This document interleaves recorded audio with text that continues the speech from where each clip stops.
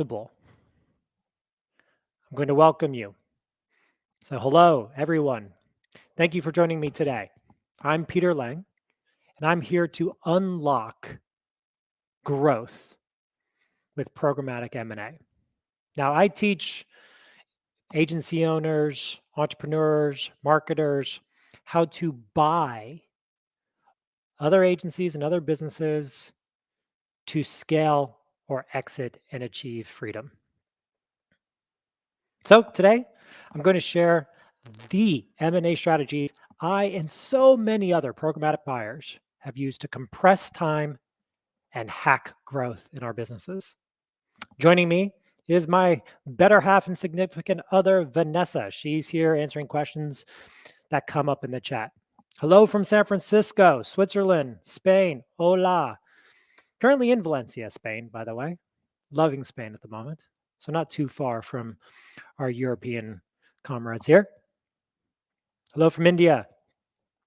Now, why listen?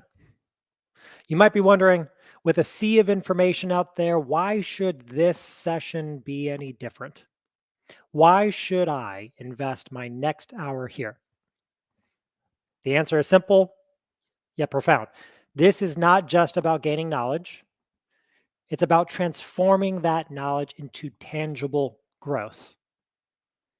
If you're on this live with us, chances are you're an owner, you're a marketer, you're someone who wants to complete their first acquisition or learn how to scale and grow your team, your service offering, your products, your departments, but you're unsure of how to get your first acquisition done.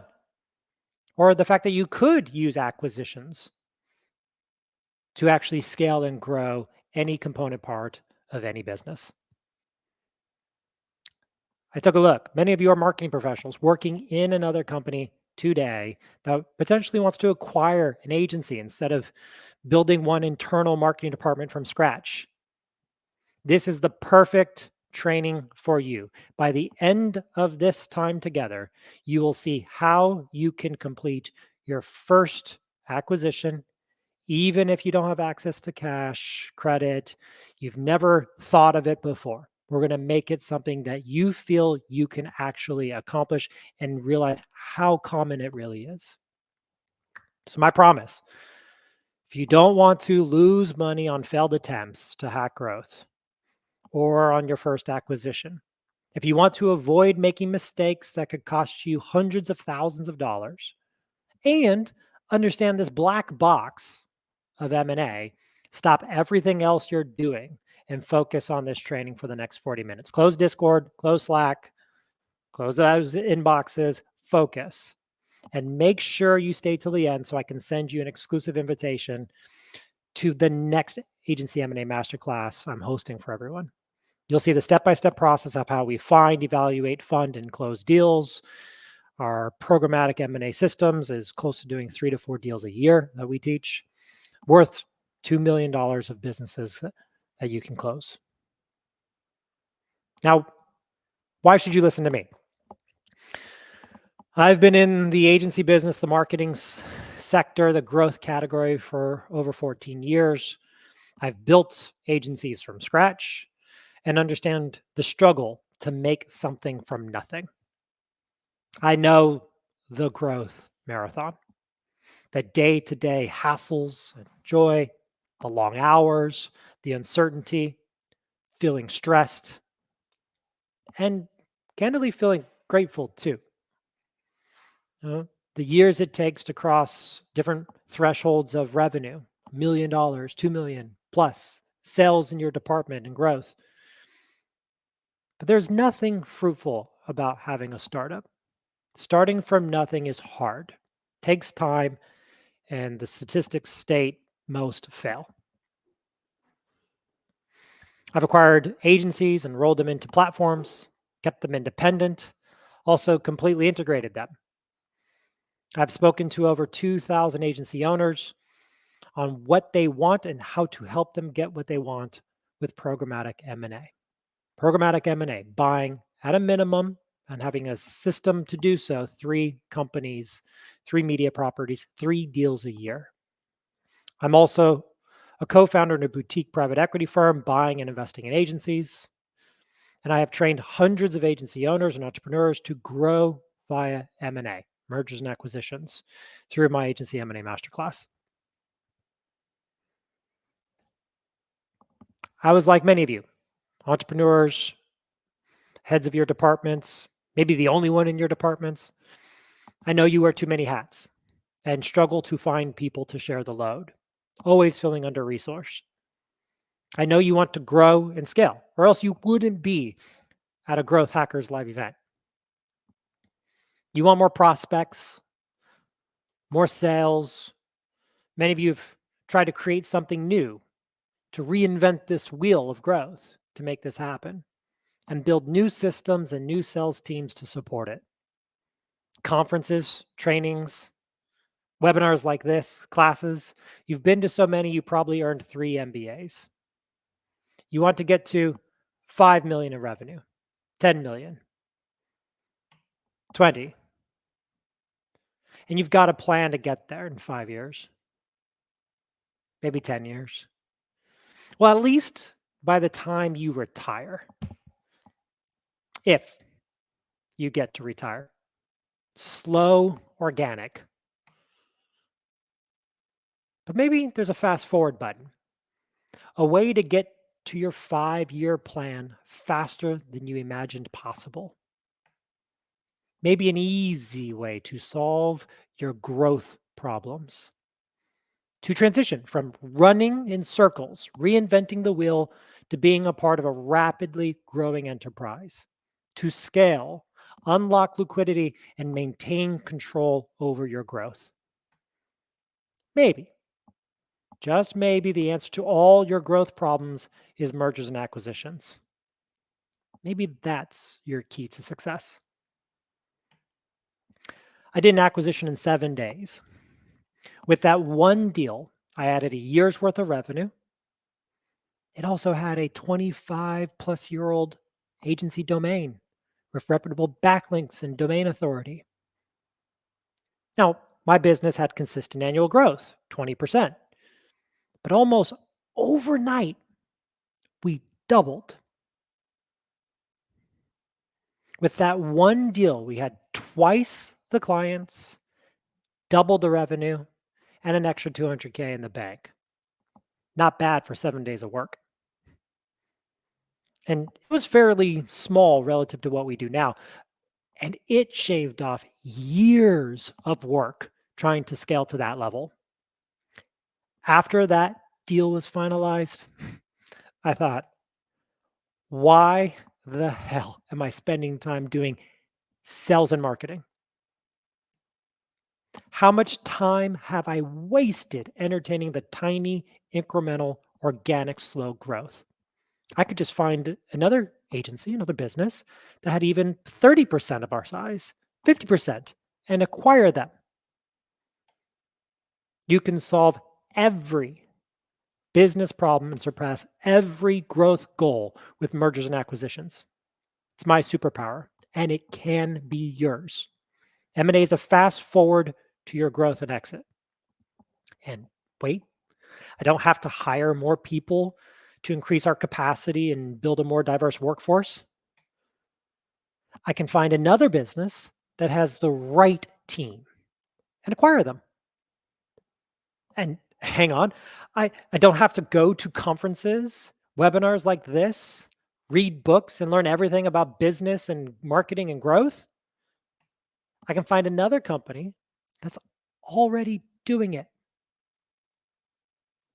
and acquire them. I don't have to expand my offerings to meet demand. I can find another business that already offers complementary products, services, and acquire them. Right? I don't have to spend years establishing an esteemed reputation in the industry. I can find another business that already has that reputation and acquire them. In that moment, I made a life-changing decision. I'm no longer doing anything other than M&A. That's how you grow a company. Not by grinding it out to reach some 5-year goal we all know really takes 15 years, not by trying to learn everything you can about every aspect of business and growth, not by taking 2 steps forward and 1 step back. No. You can solve every business problem and surpass every growth goal with mergers and acquisitions. M&A is a fast forward button to your growth and eventual exit to 5 million, 10 million, 20 million, double in size, then do it again. Then do it again and again. Every deal increases your business's value in multiples. This is how companies eventually sell for a lot more money than they're worth today, for a lot more money than you imagine is possible. Here's a purely financial illustration on why programmatic buyers do this. When the bigger company that's trading for pretty significant EBIT's earning before interest and taxes, so profit, 10 million in profit business, if they can garner an 8x multiple, 8 times that profit gives them their enterprise value, 80 million in enterprise value. When they go and buy you at 400,000 in profit for a 2 times multiple, which is relatively market for that, depending on log nuance, your $800,000 business, day one, when assimilated into theirs, is worth $3.2 million of enterprise value. It's powerful. To do this, though, you need a predictable and repeatable process. So I'm going to give you a 5-step process we follow. Now, if you're a creative or marketer like I am, and business development, so don't shame me for that, I tend to walk through things in the form of a story. So here we go. In 2014, I owned an agency and I was the primary salesperson. Very similar agency startup kind of story. I had this view that all agency owners say the same thing. No one can sell as good as I can sell our services. That's one of the dilemmas of being an owner operator, right? You think you have the most experience, that you're the best person to represent the company. At that time, I wanted to go on a sabbatical and come back and solely focus on M&A. So I did what all respectable entrepreneurs did. I tried to hire someone who knew what they were doing, a VP of sales, a gentleman close to 70 years old. He helped create the documented sales process, and we hired 2 more salespeople to work under him. The VP did okay, but when I came back from that 8-month sabbatical, I realized the company hadn't grown at a rate it should have, the rate it would have had I been doing sales. I had failed to meet my goals by hiring someone to replace me. Sound familiar? This is where so many people go back and do the work themselves or end up in fruitless trial and error search for the right hire. This is a problem I realized I could solve with M&A. So phase 1 in our M&A process is find potential companies to merge with, acquire, that have the things you need to solve the problems. To solve my problem, I needed to find a company we could acquire with an owner who sold well and also who liked selling, not running the business. I was introduced to an agency that had 2 partners, Joy and Stewart. Joy handled the sales, Stewart ran the company. The business seemed like a good prospect, so we moved on to the next phase. Phase 2 is evaluate. This is where you evaluate a company you want to merge with or acquire to determine if they can help you reach your goals. When I was evaluating Joy and Stewart's agency, I learned they were 50-50 partners. And when they formed the company, they had agreed to have equal salaries. Sounds fair, right? When you're starting a company. This was a light bulb moment for me. This led to their motivation. Salespeople aren't incentivized by having a fixed salary. So Joy was selling and she was really good at it, but she wasn't getting any additional benefit from the deals she closed. There was a compensation gap, and she felt under market for her contribution. When I asked Joy how many hats she wore, she said 5. Getting pulled back into the business to help manage things or serve clients slowed her down. I asked Joy, what if the only hat you had to wear was sales? She said, I could make it rain. And here's how. So when we evaluated the business performance, I didn't look at how well they managed it. I doubled down on her potential to sell way beyond the limited services that they were offering, what we could offer together. I determined we had found a good prospect and moved forward in the process. Phase 3 is structure. This is when you structure the deal. Ultimately, when you buy a company, the owners want to know if you're going to compensate them in a way that will help them take care of their families. What does that look like after the deal? What will happen to their team? Are they in good hands? When I constructed Joy and Stuart still, I made it very clear that within 2 weeks, all she would do is sell. And I promised to compensate her higher than the base she was currently making. For Joy, the deal was all upside. She loved it. It was also a win-win for Stuart because now the friction that they had between each other as partners was gone. With Joy wanting to solely focus on sales, we had removed the bottleneck of that business. Now you're ready to close. Phase 4. This is when you create all those agreements, those legal documents you need to actually finalize a deal. This is all that legal stuff. This is where the deal can be made or a deal can die. So don't toss the purchase agreement over and hope they agree. Sit down with a seller, sit down with an owner, and walk them through hand in hand everything that goes into the deal. This is what we did with Joy and Stuart. They felt like they were part of the process, that it was a collaboration, not a negotiation. And in the end, they thanked us for the transparency and communication. And finally, phase 5 is to integrate. This is the phase where you integrate the company you merged with or acquired and create one cohesive company. This process can take a few months or longer, but it's easier if you've done your due diligence in advance. It took 6 months to get Joy integrated into our company, leading sales.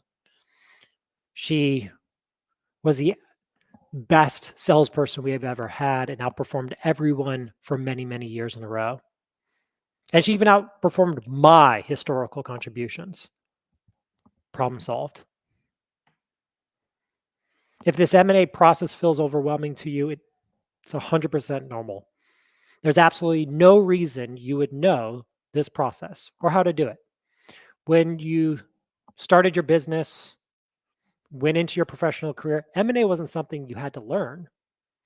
You're just thinking about how to generate traffic, how to get clients, how to generate sales, how to get in front of your target audience, how to position yourself in your industry, how to set up your systems. You didn't know how to do any of those things when you started and you learned. Now it's time to learn M&A. You can move into this next step. It's a learning process, but none of it is rocket science. Sure, you need to do a few deals to get the hang of it. Yes, you should learn how to do each step. It's a process. It's a logical sequence. Once you learn, though, this M&A process, you can do it over and over. And it is the most powerful way to provide value to the marketplace. Once you have a few deals under your belt, the whole world opens up for you. Now, my name is Peter Lang, so I'm going to give you Lang acquisition, the first deal rules. These are the Most important things to remember if we never speak to each other again. Now, the objective is to enhance the probability of successful acquisition, successful growth, maintaining organizational culture and integrity, and realize the intended deal thesis, the reason why we did this deal. So, what's the rule? When considering acquisition targets, the company should limit the size of that target to no more than 30% of the employee count. So if you're a business and you're 100 people in your business, your first acquisition should be no more than 30 people. Simple math. If you're a business and you're trying to expand a department, where you put that department, same. It's all about number of people when we're talking about marketing and sales and agencies. And the reason for that is it's a human business. Now, this threshold is designed to facilitate smoother cultural integration, operational assimilation. And yes, big moves matter, but so do the little ones. While big moves for strategic growth, as McKinsey's recently released it in their research, is important, but the research actually demonstrates that smaller acquisitions can also bring in impressive results. Why? Because it's manageable to integrate these pieces. Smaller acquisitions, as defined by employee count, are generally easier to integrate. This manageable scale helps in preserving the acquiring company's culture, employee engagement. By limiting the scale of an acquisition, it mitigates the risk of employee disenchantment and turnover, which is often higher in cases of larger scale cultural integrations. The reason why M&A typically fails is not because of the deal always, it's because of integration and cultural misalignment. This helps us protect against that. Next rule. Avoid projecting personal biases on the seller. Now, from my experience, businesses don't have, and I mean businesses as bigger than small businesses, so bigger than 500 employees. Enterprises typically don't have this issue, but smaller businesses do. When the human component is interwoven into the business. So the main thing we want you to remember is however you might do a deal isn't the reason why someone else would do a deal. So avoid projecting your own preferences and assumptions onto a seller or their company. Recognize that motivations behind a seller's decision to sell something to you, whether that be a company, their website, their podcast, anything that they have, especially in these small strategic acquisitions, are often deeply personal and varied. These motivations may include retirement, a desire for a lifestyle change, health issues, or a shift in personal interests or professional career. Acknowledge that what might seem unappealing to you, such as accepting seller finance or a low cash offer, could be perfectly aligned with the seller's personal goals and financial planning. 5 deals for you not to suck. Completing 5 small deals is essential to developing an M&A skill set. It also plays a significant role in reducing the pressure and stress associated with any initial acquisition. Now, this is called the gradual learning curve. Starting with smaller deals allows for a gentler learning curve. It allows you to reduce the high stakes nature and intensity often associated with some large, more complex acquisitions, enabling you to manage stress more easily, gain perspective. Next rule is you can acquire much more than simply businesses. And this is what's the aha moment. For you who are not running a business today, and you're, or if you are, but really, if you're not running a business today and you think, I want to go and start a podcast, I want to start a blog, you can go acquire something that's already working, already has your target audience, and already can be used day one. You can buy your competitors' resources, media for leads. You can buy reoccurring revenue. You can get teams, systems, standard operating procedures, That's a big one. How many of you are building out standard operating procedures for scaling and growing your teams, departments, and companies?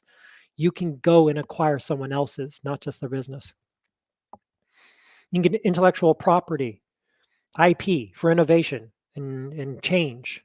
A lot of growth is leaning towards AI agents, and all this. It's a lot easier just to go find someone who's already invested and already proactive in it and acquiring them, small teams, and embedding that into your organization.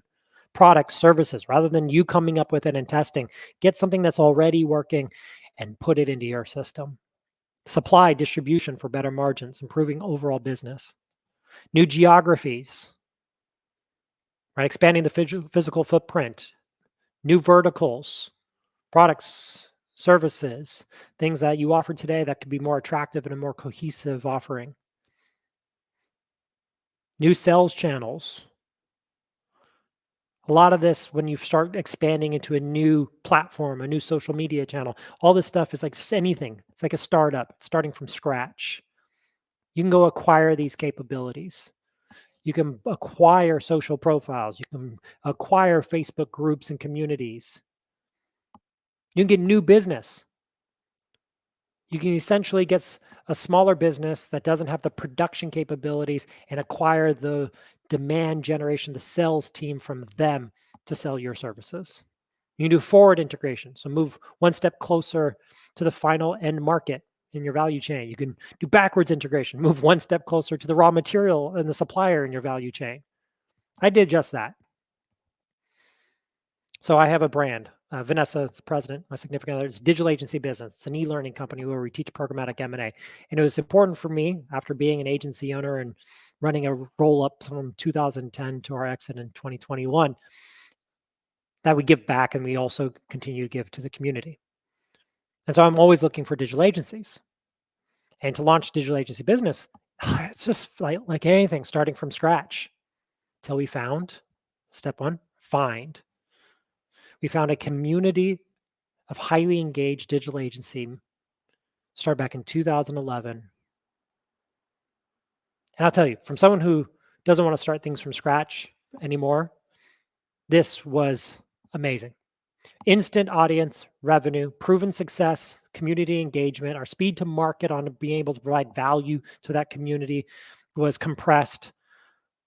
Optimization potential, able to take something that's already working, but just make it better versus experimenting on how to make it work and how to launch it, and get to leverage the relationships that already existed in the business so we can add greater value faster.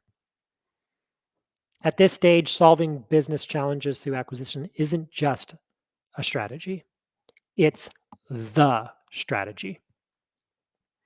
So what's holding you back? For my research, it boils down to three key things. The first, many things seem too risky for most. You're fearful of something that lacks scale, that could be disrupted. And three, smaller businesses that I'm referencing aren't very liquid or liquid at all. And that's the reason why small businesses like this and agencies are ignored by the global investment community. There's more small businesses that make up 50% of the US GDP than any other business type. And that means more opportunity for you, more opportunity for growth, and more opportunities to solve your problems with mergers and acquisitions.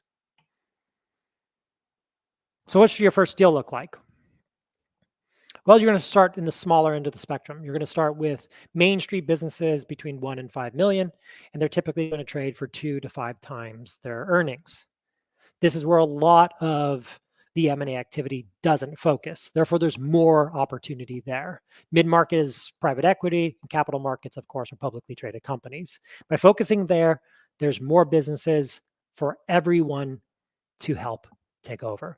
We're in an interesting period of time. It's called the silver tsunami. It's where we have the largest transfer of wealth, both in equities, businesses, and in real estate, from the older generation to the next.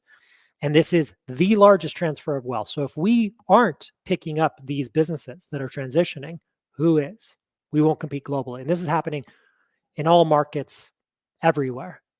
It's imperative we learn to buy, we learn to acquire.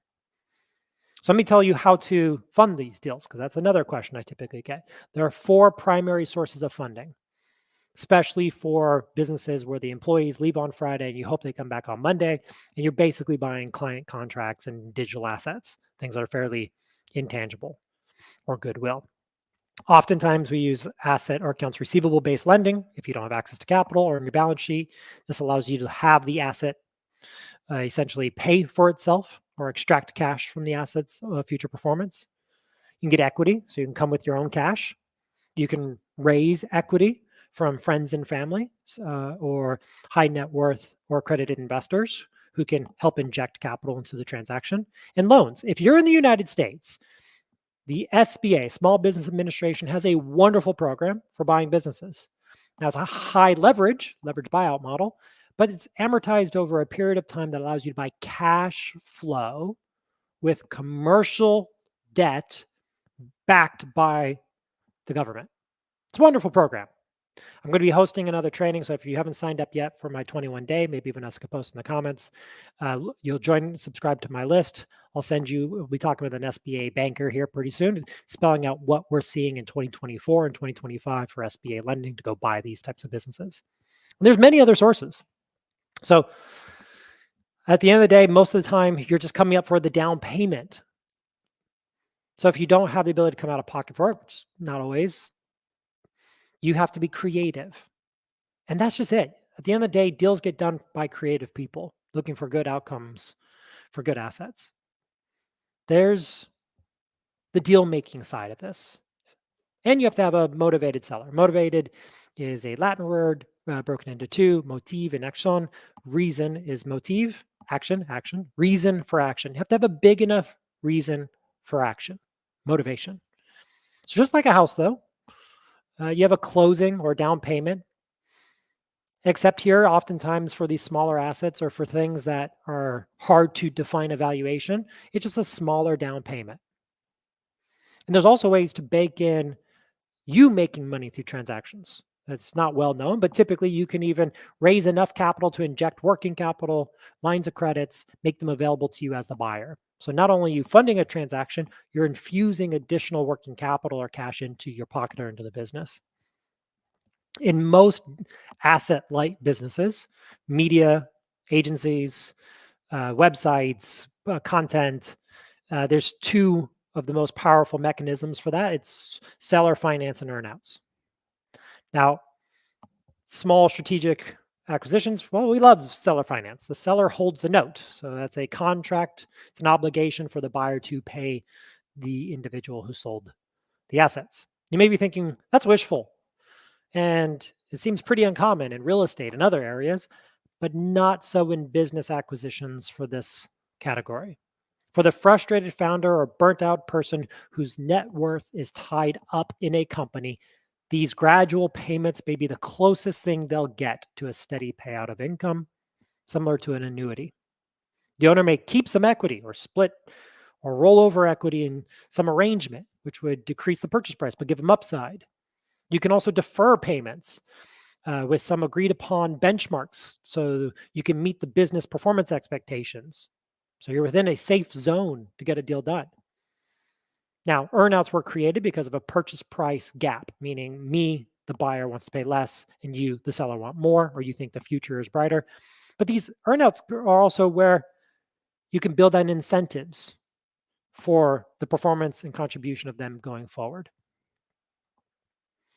So quickly, seller finance, just think of it as part payment for the business that you deliver over time.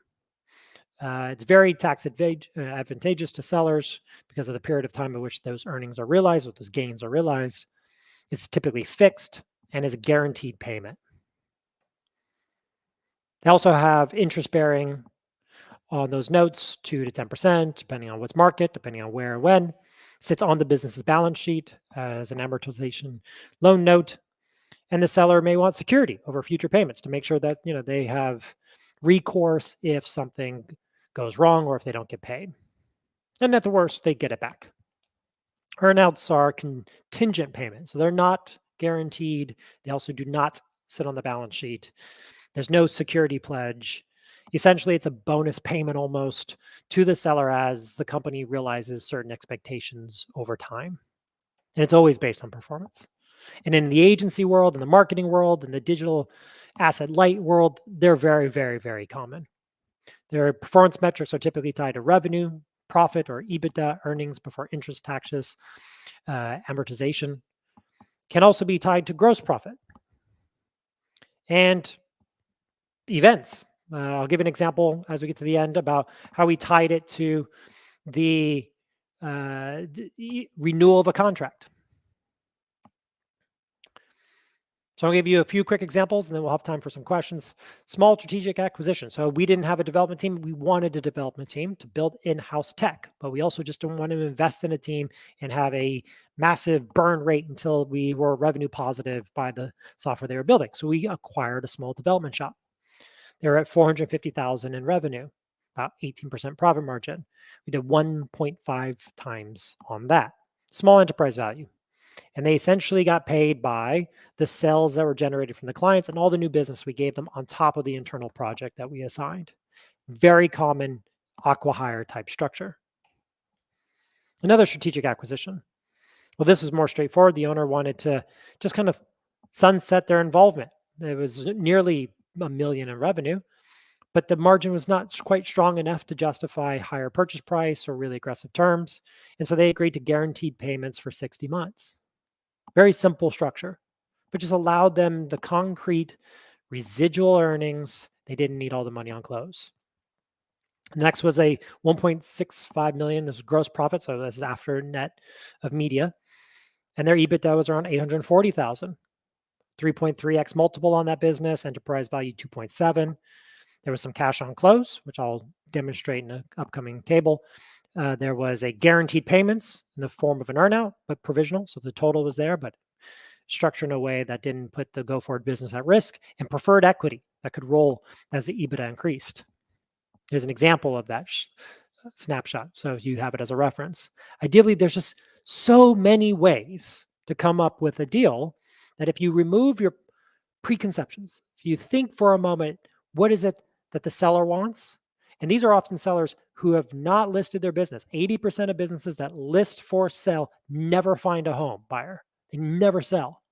So a lot of these were just conversations with strategic partners, people who we met, people we reached out to, people we had a standard operating procedure to get in front of and hear where they are in the journey. That last example I'll give you is a platform deal. We acquired about 3 million of EBITDA. That was a 5x multiple. It's a non-flinch 5x multiple, 3 million of EBITDA. That's that threshold people want to get to typically in small business. And we bought a percentage of the company because we had some rollover. We gave some equity to the management team to incentivize them to be happy with us as the new buyer, to also contribute to the go forward plan. But there was a contract being renewed 3 months after, significant contributor to revenue and profit, sort of client concentration risk. And so we said, we'll defer the down payment, the closing payment, until that contract's renewed. And then we structured the payment as follows. You can see it on the screen. We also took the deal as an opportunity because the owner hadn't given any incentive to the management team. We built in incentives for that management team. So if you haven't signed up yet, please do. Vanessa can drop the link, or we can drop the link and share. Get my 21-day M&A free email series. I email you every single day. It comes from my inbox. You can reply to me. I get them. I'm going to walk you through this process. So if you're tired of feeling stuck, if you're done with temporary fixes and you're craving a lasting solution, this is your moment. This is where you can decide that time for a strategic pivot is now. Think of this as your first step. I'm hosting a live cohort. You're more than welcome to join me October 22nd to be with a group of other marketers, owners, and agencies who are all going out and buying. If this speaks to you, if you're feeling that pull to take this next step, I invite you to reach out, DM me on LinkedIn. We can answer your questions here at the tail end. The biggest changes in our lives begin with simple dialogues and getting our answers to our questions. So thank you for spending time with me. Whether you decide to reach out, I hope today's session has been enjoyable, has been valuable, hopefully has changed your paradigm. Remember, this isn't just about growth, it's about transformation. And it starts with you. So here are the details to get in touch. Reach out to me through LinkedIn. And I wish you the best on your journey and success. And hopefully I'll be alongside with you. Q&A. More than welcome to answer any questions anyone would have.